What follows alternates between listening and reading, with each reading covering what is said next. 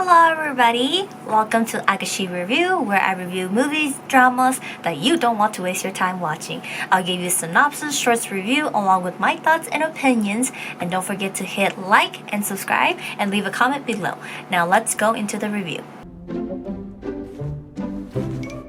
Hello everybody, Agashe here today. So today I'm going to be doing a Chinese drama review on the drama called The World of Fantasy. So it's a total of 36 episodes and I was able to watch the first 2 episodes of it, and I'll be very honest, I'm very confused. So if I do make some mistake in this recap, please correct me in the comments below. Let me know what is going on, because I'm kind of interested, but I'm so lost that I'm just kind of like, I don't know if I want to watch it. But today I'm going to be going over the cast synopsis and the first 2 episodes with you guys.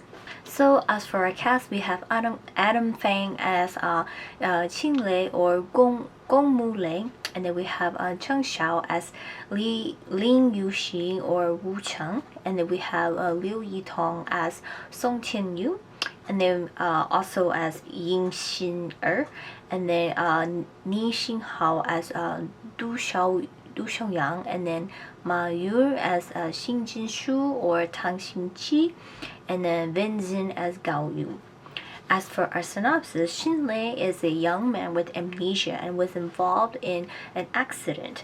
After experiencing all kinds of hardship, him and his childhood sweetheart, Lin Yuxin, gradually grew together in the spiritual world or realm. And the story of their journey begins through the group of them of passionate teenagers searching for the truth of life experience and pursuing to cultivate more power and wuxing, and continuing to meet new friends and everything, and gradually pretty much go through the spirit realm or spirit world.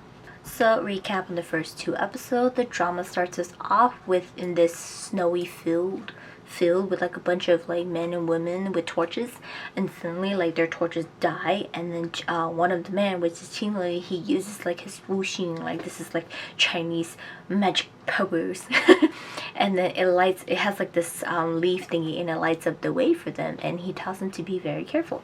And suddenly there's like this giant spider that comes out and fight them, and Qing Lei uses his like thunder lightning wuxing to save them, and it starts to run low on his energy, and then he uses his thunder plate to generate more power, and he eventually kills the spider.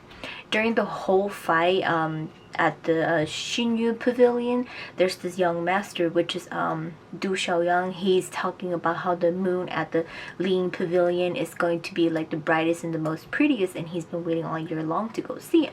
His father tells him that he has to get ready to go get married because his father has chosen a woman for him, which is at like the Lin Pavilion. And then we switches to see Liu Xin, which we obviously know she's the person who the father is going to marry off to. She's walking in the snow with this torch, and she makes it to the rest of the crew, and at the same time, like, you know, there was like a fight going on, and Chile uses like, you know, all his thunder power, wuxing and all stuff like that, and the light, like this pole light at the Xinyu Pavilion lights up, and then it generates like energy brightly, so they're kind of like, you know, like it has something to do with him, and they're like, you know, I guess they're like in spirit stuff world, whatever like that, and I guess they don't know it's him, and then when he uses it, it like lights up on their end and all stuff like that. But moving on, like we learned that there's a villager named Yao Yao, and who had an illness, and her father and her brother went to catch this beast which they can harness the powers or whatever to cure her. In doing so, both brother and the father and father and brother die. So apparently these people that came out in the beginning, they're from the Lin Pavilion or Lin village, and they came to rescue them, but it was too late.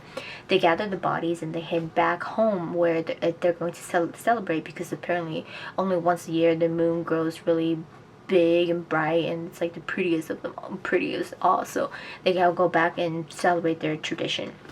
And Qingling piggybacks on Yuxin back, and they talk about how they care about each other, worry about each other, but he's pretty much like, don't worry about me. If something was to go wrong, just let me go, you know. And then we come back, and obviously, you know, it's the next morning. We see Qingling. He's having this dream where he's standing in like in this palace, and he's like a young kid walking down the aisle, and there's like a bunch of statues around him, and he reaches the end where there's a huge statue holding a sword. Pretty much it kind of gives you the idea of who he is. I took it as Thor, god of thunder, so that's pretty much what he is, because he's partially, I think he's like a god or something like that. And then we learned that like he got amnesia, and now he's like, he cannot remember his past, and that's what he's been living in the Ling pavilion or village, and throughout some time, and he's been practicing his wuxing to, you know, gain more energy so that he can leave and find out who he is. And then this like troubles Yuxin a little bit, because she doesn't want to hold him back, but she wants to go with him. But we learned that like she's like this water like wuxing person or something like that, and she's kind of weak because she got poisoned, so she's like slowly being cured, but she's just very vulnerable, and she's very like fragile and stuff like that. So but she really loves Qinglei, and she wants him to be able to retrieve all of his memory. So as nighttime falls, the village starts to celebrate the long year of the moon festival, whatever they have, and apparently this tradition is like a thing they do all this year. And then they get interrupted by Xiaoyang, who comes, and he wants to capture Qingling for a crime that he's been using his thunderbolt to kill 33 villages, and it turns out to be him, and they just pin it against him. Nobody believes it, but you know, there's no alibi for him, so basically, you know, they want to capture him. But the chief of the village was like, let's celebrate the tradition, the festival first, and then the next day you guys can take him. So they lock him up so he can't escape, but eventually he finds a way out, and he does escape. But then he figures out the crime, and it's actually a crime that Xiaoyang's family created, and they just want to pin it on him to be able to conquer the Ling village, you know, because they're going to force Yuxin to marry them. So he does come back and try to reveal out the truth out, but Xiaoyang figures out that Qinglei figures it out already, so he uses his friend as a blackmail so that he would leave the village, and or he's gonna injure, like, you know, his people and all stuff like that. So he ends up leaving, and he's injured on his way of escaping, and he ends up meeting Song Ting Yu, who is like the Satan heaven lady or something like that, and they need to get to this frost land, or like the snow god valley or something like that. So they ask him to take them. So he's injured, but they heal him, and like, you know, to pay them back, he has to take them.